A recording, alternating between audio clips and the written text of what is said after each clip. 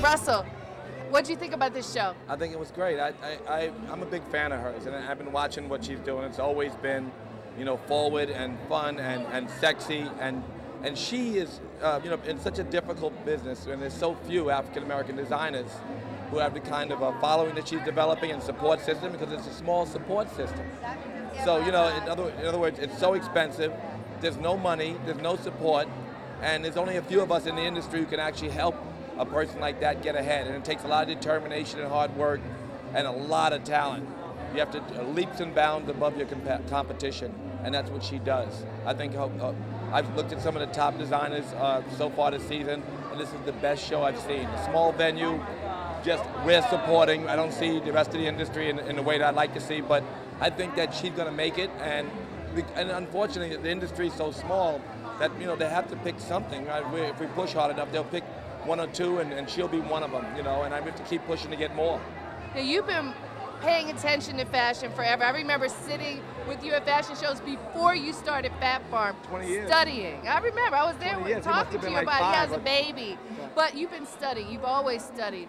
What have you learned being in fashion for so long? Well, you know, it's very difficult to build up a name and in an industry that's, you know, like old boys club, if you will, right? Old girls club or whatever. You know, it's very difficult. You have to be a groundbreaking experience, and you have to be a person who is resilient and dedicated, and it's, you know, it's almost an impossible battle for some. But for someone like Laura Smalls, you know, she'll be a breakthrough, and we're all gonna, you know, support her.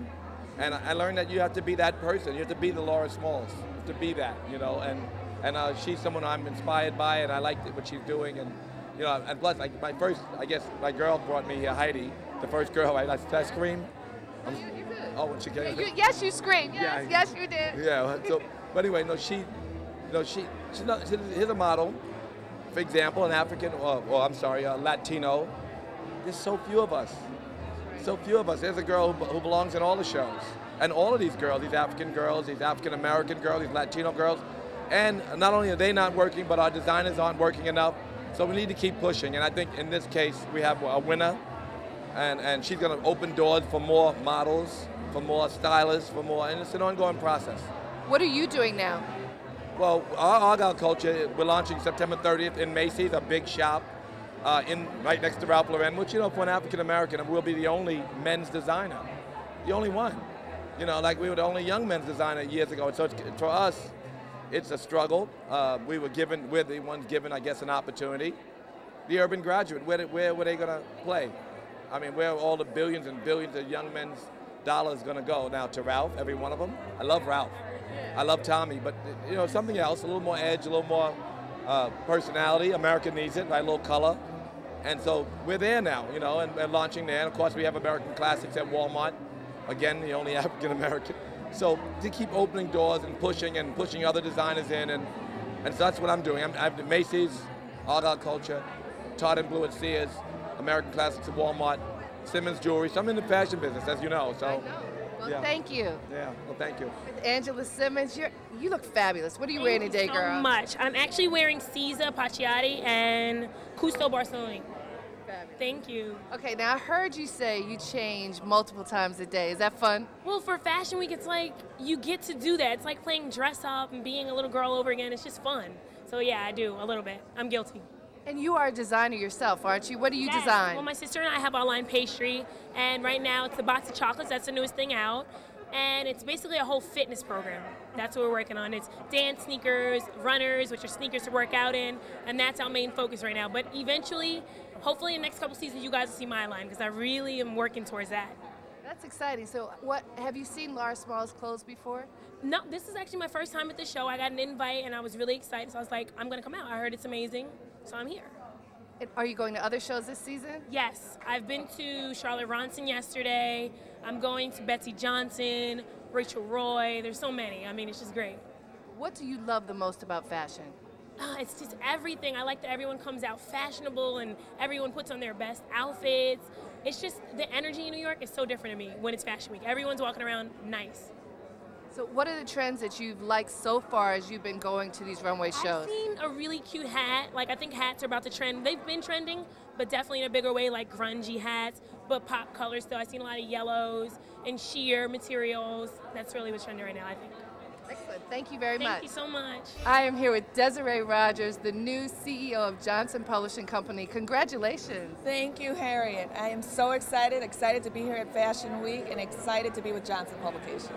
So tell me, what is your vision for this incredible company that has been the leader for so long for Black America? Well, you know what? It really is back to basics for us. So we're looking at content, we're going to be fresh, innovative, we're going to be all those things that we were once upon a time under the direction of John H. Johnson. Because I really think he laid the fundamental foundation for us. We just need to get back to who we are and where we were at one time. We know the whole world has been talking about, where's Desiree going? And that you went to Johnson. Obviously, you're really good friends with Linda Johnson Rice. What made you take this job? Well, I think a couple of things. One is really the social impact I believe these books can have, along with the work on the digital sites. And I love rebuilding brands, and I can't think of any better brands to be involved with rebuilding. Now, publishing obviously is a challenge for everyone. I mean, I don't think there's any book that has not been affected. African American media, even more than many. What do you think you can do as leading this charge to ensure the future of this brand that can't go away? Well, one of the things is I don't have that old baggage of where we were, you know, that we got to make this number. Also, although I know what the new numbers look like, and so we want to keep those and move beyond that. But I think we have an enormous opportunity here to really be a conduit to not only African Americans, but the whole multicultural universe. And you see that in our September issue where we talked about education.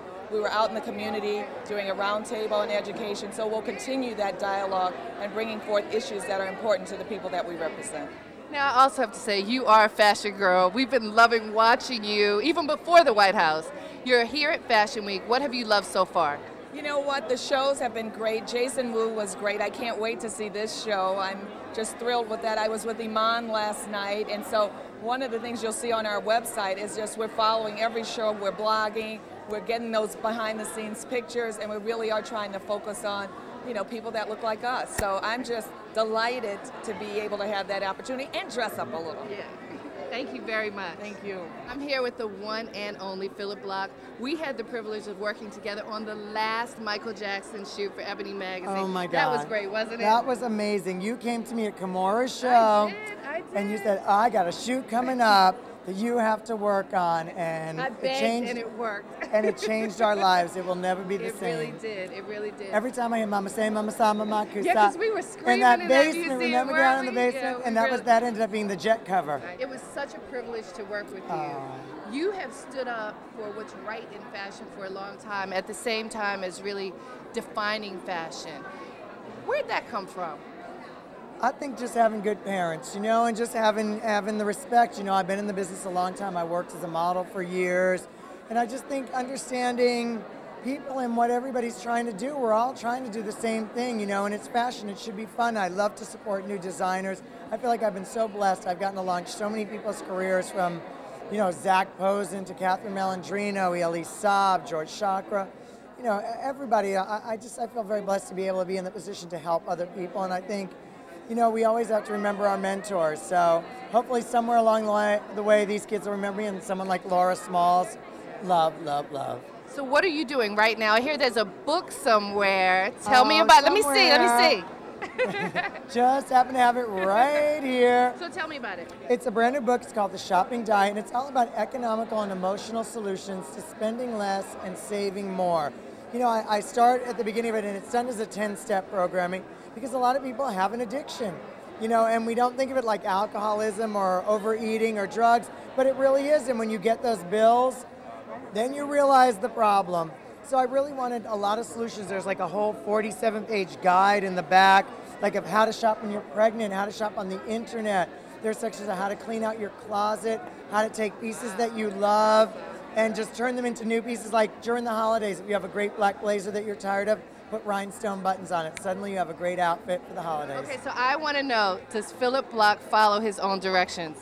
You know, I definitely have a little addiction, and my mom was a hoarder. I mean, my mom was a hoarder as a child, so I really grew up in that. So I do.